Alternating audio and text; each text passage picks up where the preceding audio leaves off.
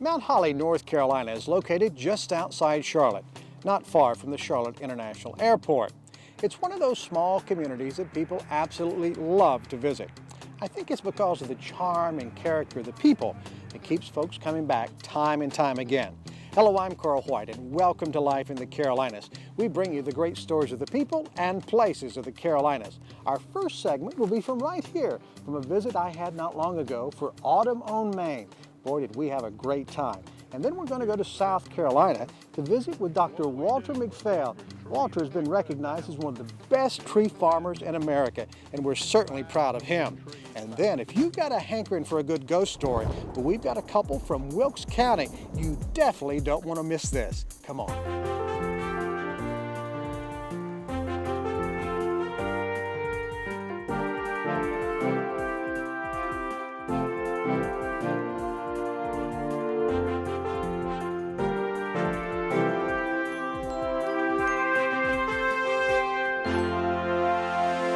Closed caption brought to you in part by Moosehead Grill, home of Uncle Donnie's national award-winning wings. Life in the Carolinas is brought to you in HD by Hampton Inn & Suites at Phillips Place. We're here on location in Mount Holly, North Carolina for the annual Autumn on Main Festival. People come from all over to enjoy this festival that focuses on the arts. And there's great food and a lot of good music. Take a look.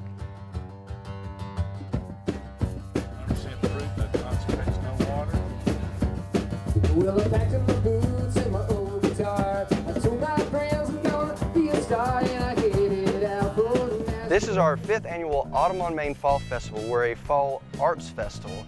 We focus on bringing local artists to downtown, local musicians. We're an interactive festival. We have opportunities for people to come out and experience the art and live the art and experience the culture of Mount Holly. Like this? Mm-hmm. Now, we're going to put a hole in the middle. Okay. You got it centered, push it down. There's neat. Push it down. Throughout Main Street, we have artists in all different genres. We have jewelers, we have potters, we have painters, all different media.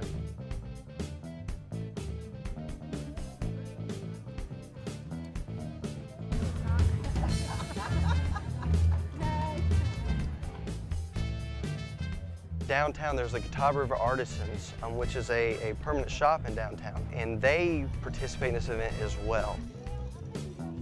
Again, they're all local individuals bringing their talent that they learned here to downtown. I've been selling for about 20 years, and so I've been slowly growing my business here and going to more and more events. So mostly locally around the Charlotte area. So people are responding real well? Yeah. I sell better here. We moved here from California, and I sell better here in the Carolinas than I ever did in Los Angeles. So what do you think about the Carolinas? Carolinas are nice. It's a beautiful, beautiful area. This is the first time to Mount Holly, so it's a very quaint little main street. It's a really nice area. My pride and joy is this is an original piece that I did that we call it Bunny Bandit. And the rabbit's sticking up the snowman with a hairdryer. Got his other loot there, his other snowmen he stuck up. We got their carrot noses, so it's fun.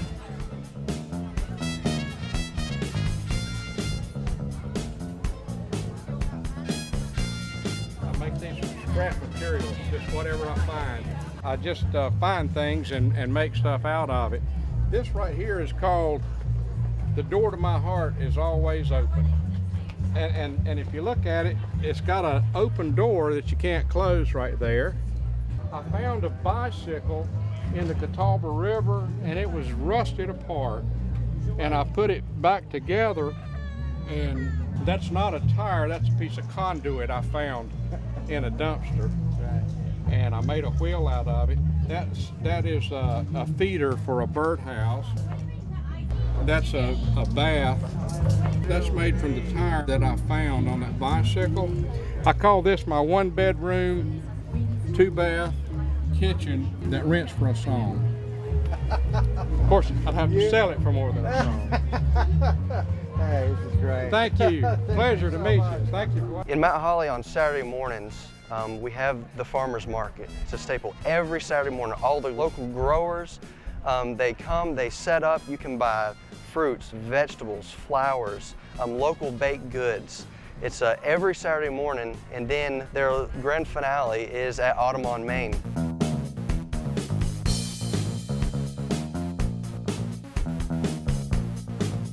All the wineries that we bring to Audubon, Maine are local North Carolina wineries. They come from the mountains, from Wilkes County, down along I-77, and they come set up, and we want to show that North Carolina has so much to offer.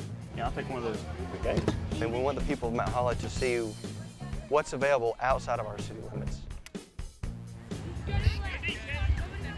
The kids' activities, the First Presbyterian Church in Mount Holly steps up and they pull together a kids zone. They have artists, they have kids' activities where the kids can come and not only learn about art, but participate in the art. The church also brings in an interactive drum circle. One, two, everybody watch Grayson! See you in Juilliard! Yeah, on the main stage, we like to showcase a lot of the talent that can be found in this region.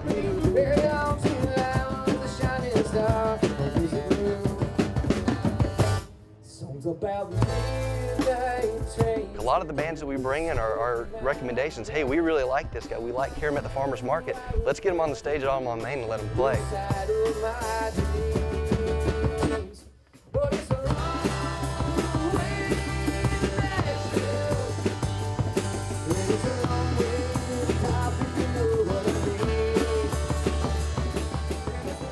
And one of the other things that we do at the farmer's market is we have a Catawba River Bluegrass Jam. Local people who just want to come out, play, don't want to perform, just want to have a good time. They come, bring their instruments, and it's an open bluegrass jam where anybody can participate and experience the art.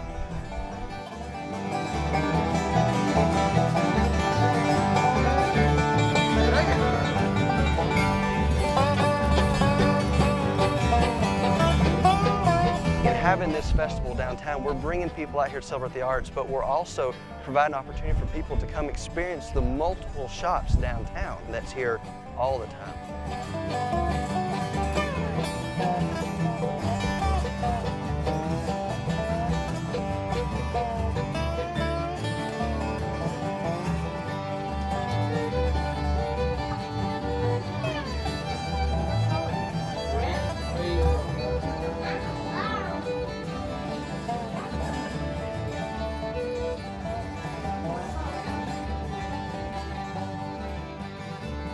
Face jug is a traditional piece for the South. It's a highly collectible piece, and because of the origins around here, they would use them to ward off evil spirits and things. So they had to be ugly and they had to be mean.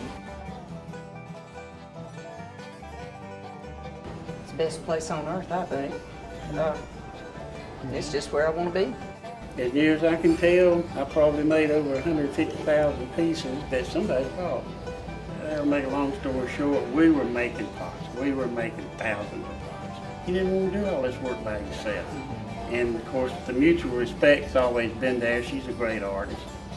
Me, I'm just a potter. I make pots, and I enjoy making pots. That's what I like to do. We just complimented each other, and we're still doing it 25 years later. The good people in Mount Holly certainly did a great job this year of making this one of the best events yet. This event happens at the end of September, so you definitely want to add this to your travel schedule. When we come back, we'll be in South Carolina with Dr. Walt McPhail. He's been recognized as one of the best tree farmers in America. Closed caption brought to you in part by MoxieCopy.com, America's source for reliable quality printing. Delivered right to your door at a price you're going to love.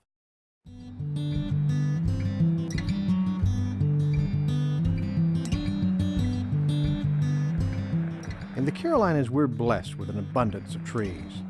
I think it's possible that at times we take our trees for granted. But when you think about it, life really wouldn't be possible without trees.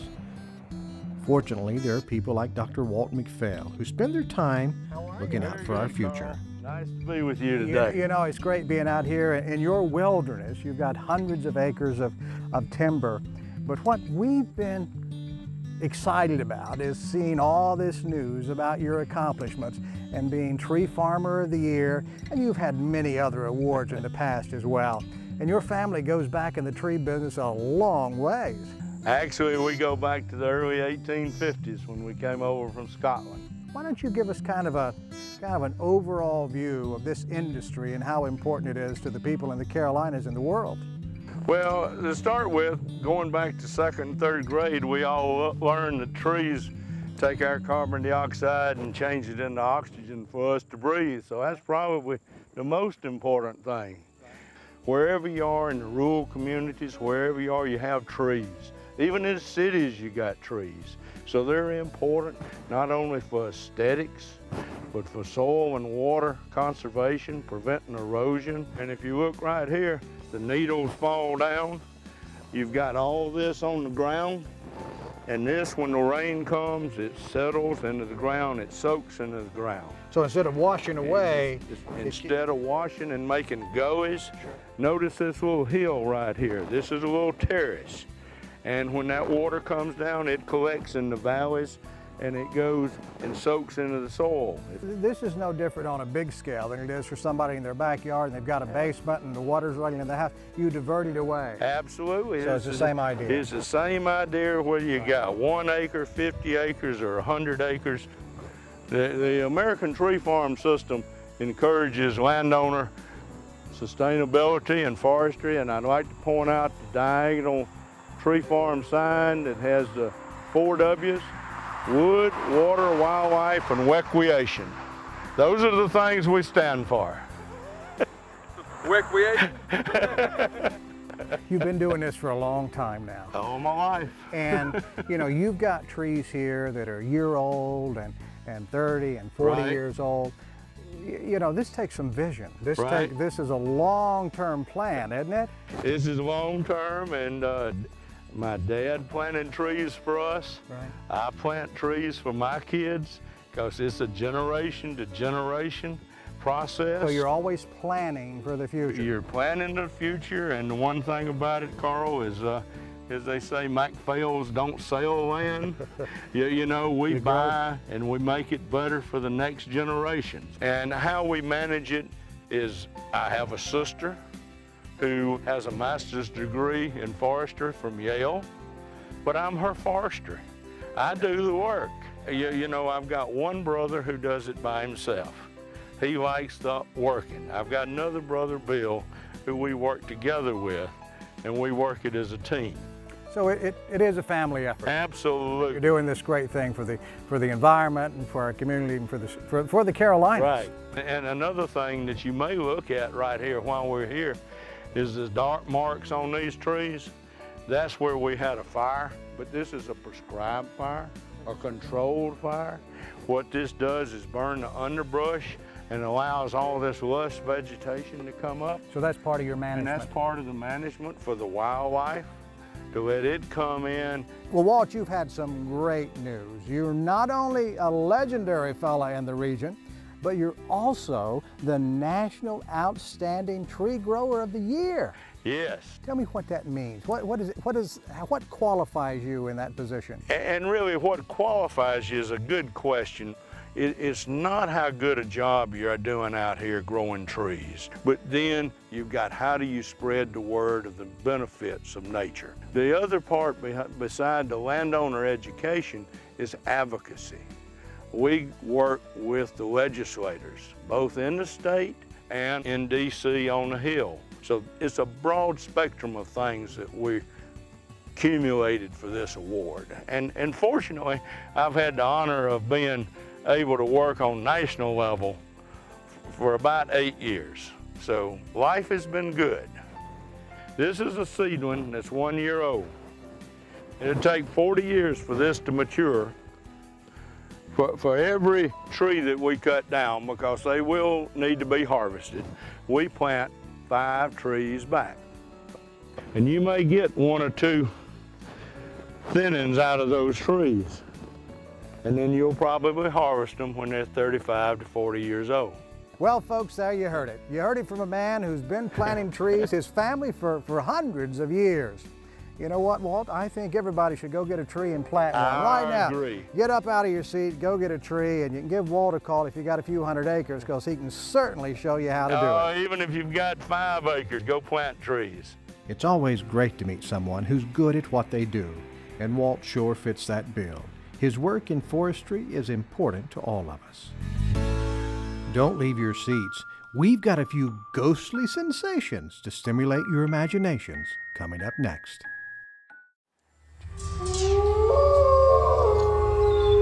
The Carolinas are well known for their ghost stories, and we discovered that in Wilkes County, there are historic personalities that some say still make themselves known to the citizens and to the visitors of Wilkesboro.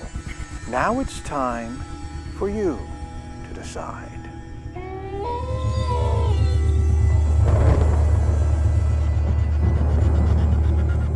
I'm going to tell you a ghost story. We're going to start with the gentleman behind me. His name is Ben Cleveland. Ben Cleveland began to hunt down, track down, and prosecute Tories. Now, Tories are those people who are loyalists to the crown. Ben Cleveland hated them, thought them to be traitors of utmost proportion, and he felt it his Christian duty to do away with them. He began to really hang every Tory that he possibly could. In fact, 9 of those Tories were hanged on the Tory Oak. This is the site of the Tory Oak where Ben Cleveland hanged 9 Tories. Ben Cleveland was a fierce patriot.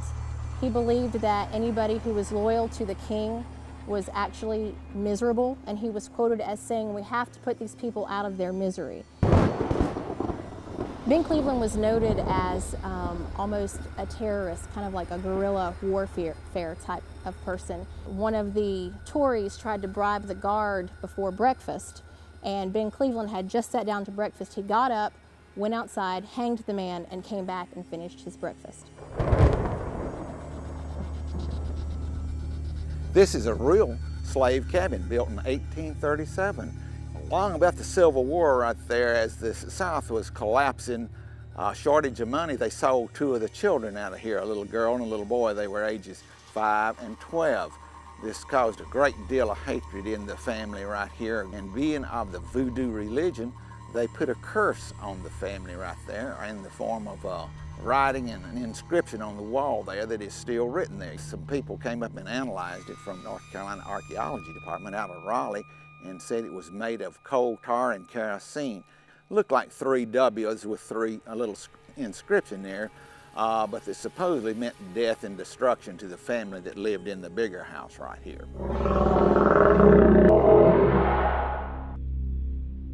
Well, this building, the old Wilkes Jail, is probably the most haunted building in all of Wilkesboro. Many paranormal groups have come to investigate here.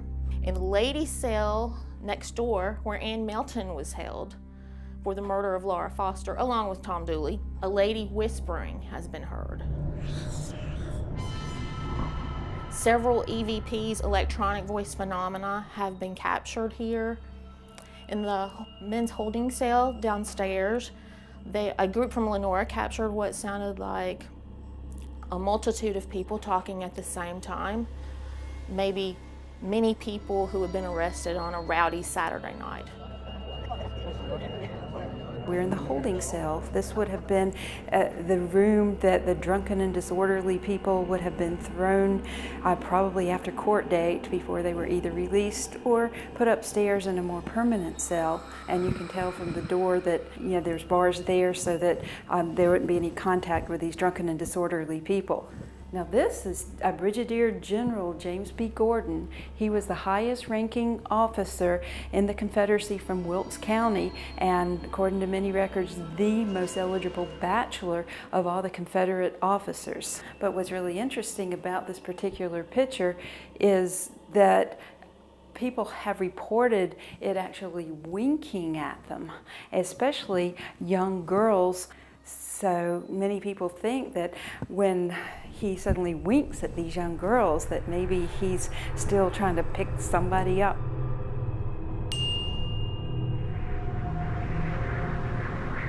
We're in the home today of Robert Cleveland. The home originally stood in Parsonsville, where he built the house in 1779. Lots of interesting things have happened in this home as far as paranormal activities. One activity is people sometimes come to this mirror, but they look in the mirror, they don't see themselves, but they see an apparition of a Revolutionary soldier. Another paranormal activity recorded in the Cleveland house is the rocking chair to my left. Robert's first wife, Allie Mathis Cleveland, had 10 children. The last two were twin daughters. About 2 weeks after their birth, one of the twins died alone with Allie. People have come on tours as well as other visits to the Cleveland house and seen apparitions of a woman rocking in the rocking chair.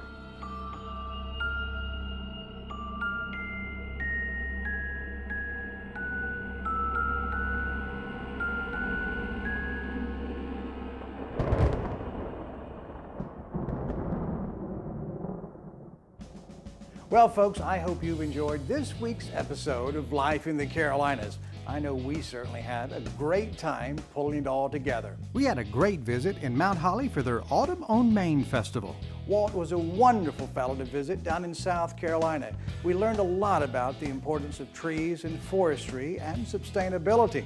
You know, they do make oxygen after all. And wow, what a wonderful ghost tour. Well, folks, this episode has come to an end. We'll see you again next time when we bring you more of Life in the Carolinas.